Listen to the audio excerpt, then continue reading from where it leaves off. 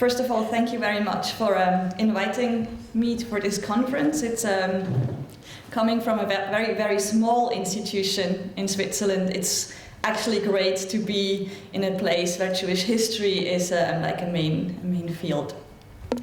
I'm going to talk about Jewish watchmakers as leading figures in the industrialization of the watchmaking sector of Switzerland. These are basically my results, or some of my results of my PhD dissertation, which was published last year. Just a few words before I start.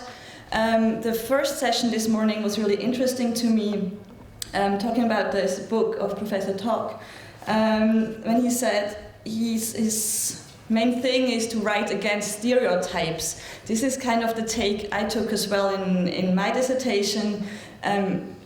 If I really simplify the history or the historiography of Swiss Jews, what we always read is they just fought for emancipation, they suffered from anti-Semitism, and they were all cattle dealers.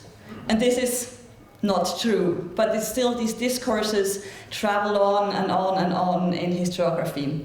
So what I did is taking a micro-historical view on one region, or mainly one city, to actually show that there is much more to Swiss Jewish history in the 19th century than just the cattle dealers and anti-Semitism.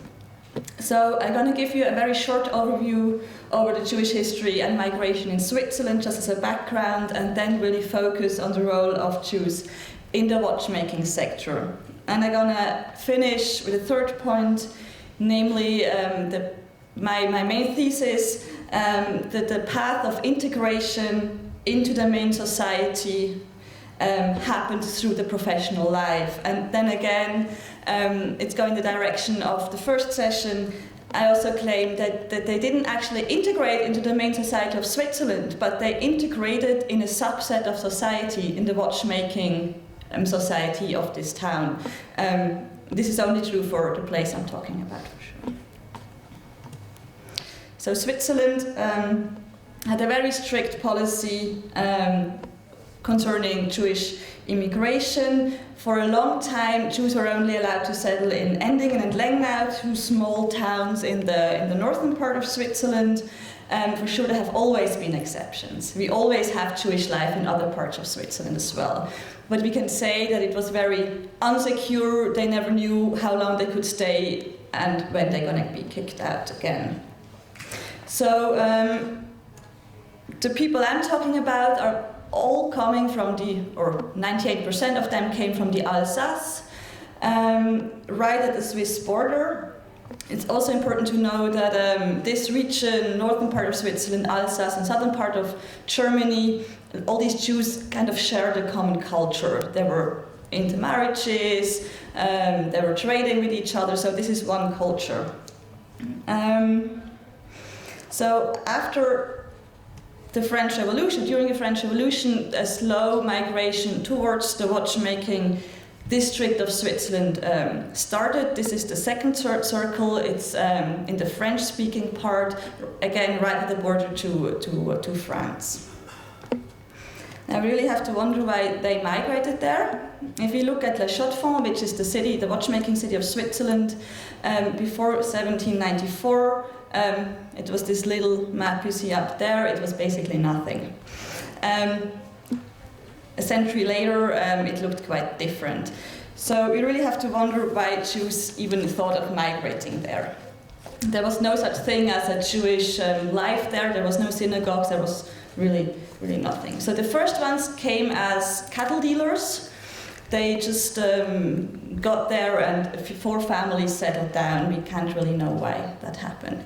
Then we have the start of the migration in the first half of the century out of the Alsace because of crop failure, which is the reason a lot of people migrated, emigrated from the Alsace, not only Jews but also Christians. There was basically no food, so a lot of people went to Paris, to the United States, or tried to get into Switzerland. Then we have a first uprising after the middle of the century. This is the beginning of Jews in the watchmaking sector, and I'm really going to focus on this period later. And then the arrow number 4 is another really steep migration. This is when the Jews really became entrepreneurs, when they became successful, so we have a pull factor here. So this really attracted more people to come. If you look at the numbers, we have 914 Jews at the 1900. This might sound small, but it was actually the biggest Jewish community in Switzerland. Not in absolute numbers, but in percentages. Even Zurich was at a smaller population. To end up the background information, I have some important dates for you. The first Jewish immigrants, I mentioned these. Then in 1843, we have the first synagogue, which was just in the living room of an individual.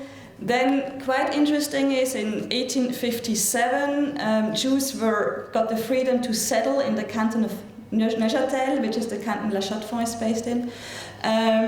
And in the same year, they were offered to be recognized as a state church. This is something we never see in the 19th century. State church is usually the Protestant or the Catholic church, and the minority groups were kind of tolerated, but not more. But they were offered to be state church. They declined because they feared that then the state would start, interfering in their internal business. We have some smallish anti-Semitic outbursts.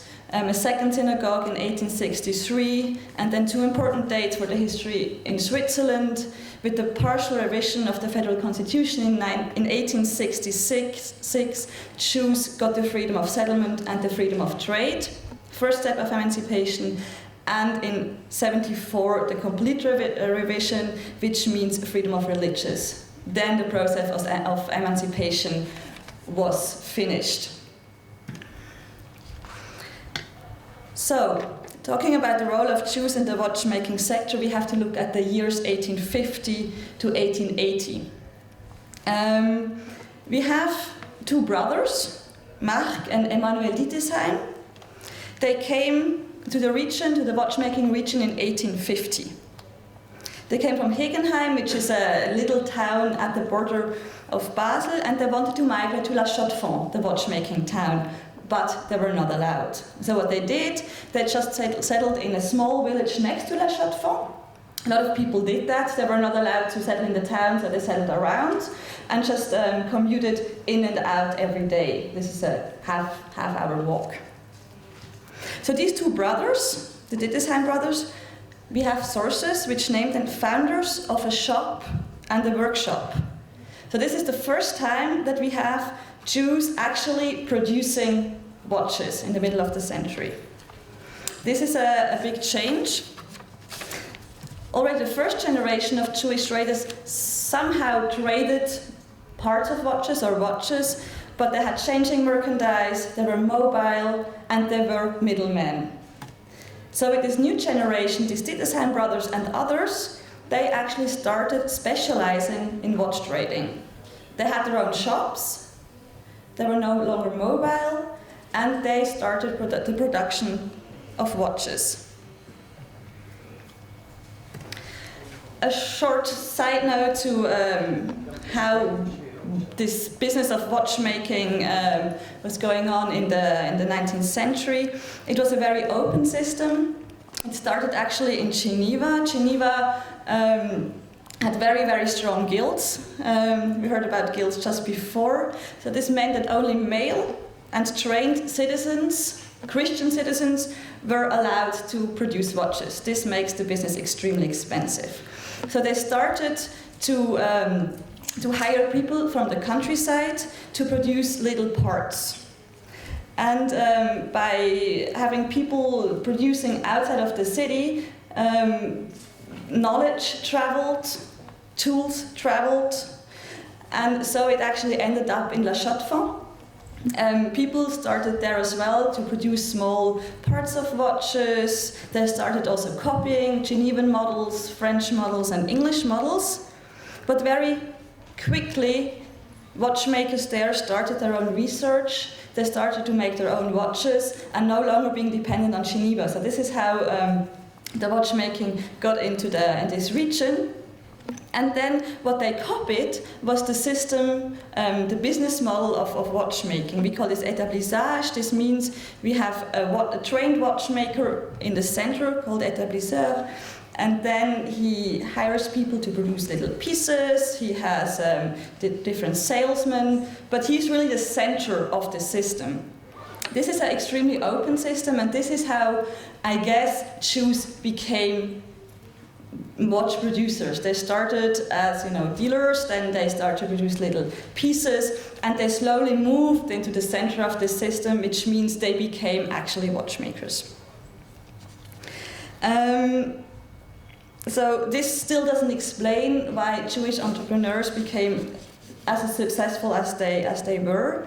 To explain this, we have to look at the biggest crisis of the watchmaking industry in Switzerland in the 19th century. If you look at these numbers, in 1872, Switzerland exported watches to the US worth of 18.3 million Swiss francs. 4 years later, this number dropped to 4.8 million Swiss francs. This is an extreme drop of export.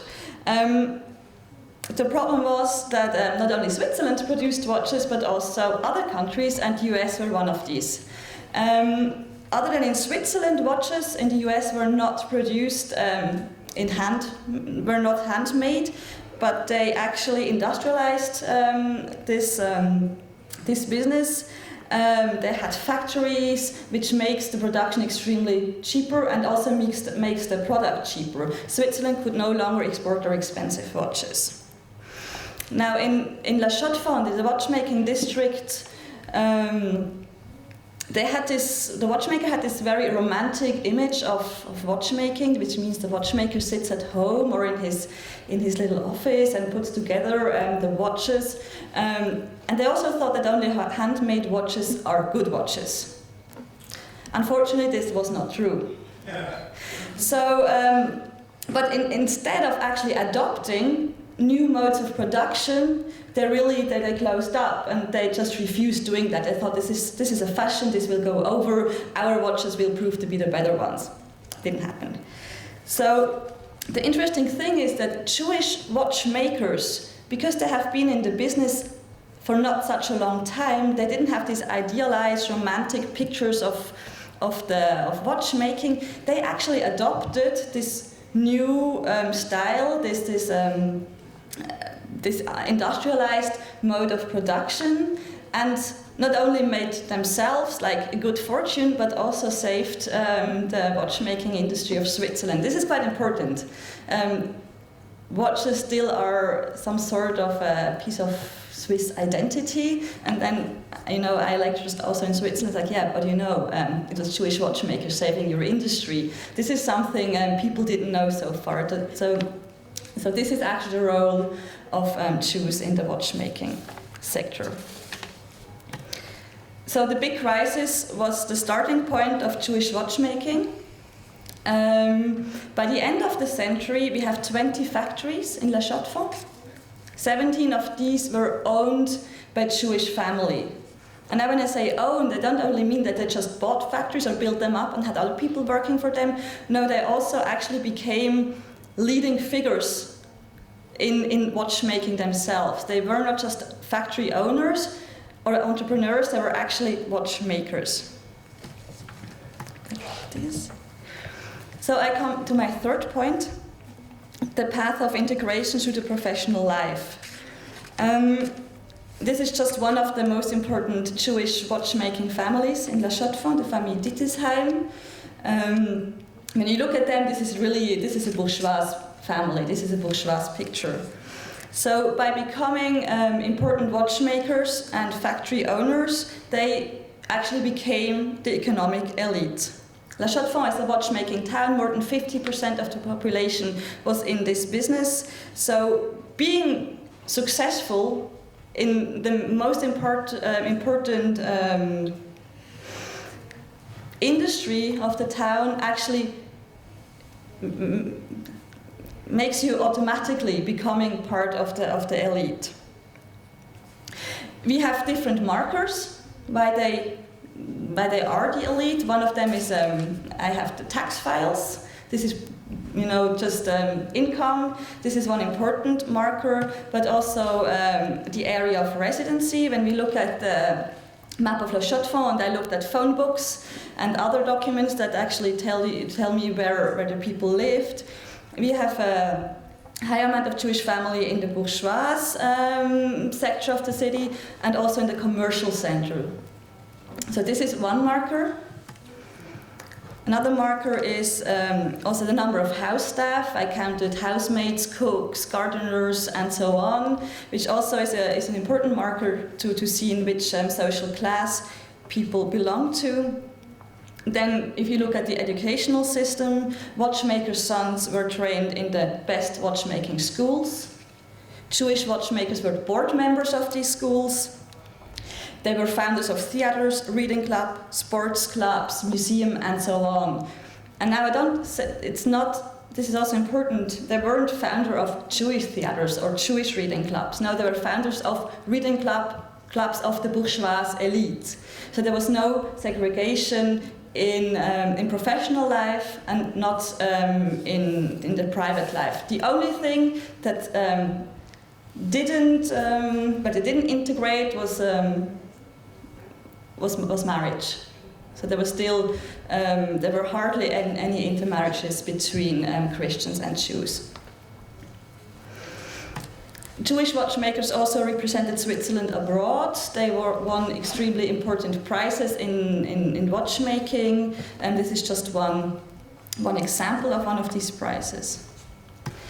And last but not least, if you look at the religious life of these people, they built a new synagogue. It's the third synagogue in 1897, which is right in the center of the city. It's one of the biggest buildings of the city as well, and it's extremely beautiful. So they actually really were also with the religious life kind of a visible part of the city. So just to conclude, I would say that we can really say that they integrated not only in the business world, but also in their private life, in their cultural life, and not only were important watchmakers, but were important members of the society, had political power, had educational power, and also left an extremely bourgeois life. And this is the only watch I'm showing you. This is we're not quite sure whether the watch ever existed or if it's just an image, but this is the La Chaux-de-Fonds synagogue on the cover of a watch. Thank you very much.